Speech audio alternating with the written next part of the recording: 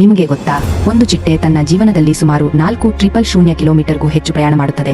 ಆದರೆ ಇಲ್ಲಿ ಟ್ವಿಸ್ಟ್ ಏನೆಂದರೆ, ಆ ಪ್ರಯಾಣವನ್ನು ಒಂದೇ ಚಿಟ್ಟೆ ಪೂರ್ಣಗೊಳಿಸುವುದೇ ಇಲ್ಲ.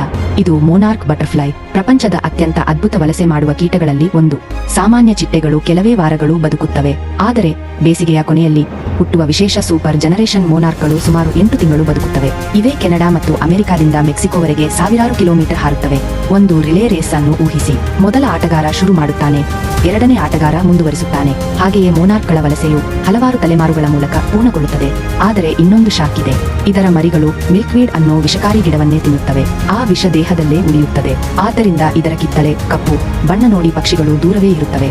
ಒಮ್ಮೆ ತಿಂದರೆ ವಾಂತಿ ಮಾಡಿ ಮತ್ತೆ ಜೀವನದಲ್ಲಿ ಟ್ರೈ ಮಾಡೋದಿಲ್ಲ.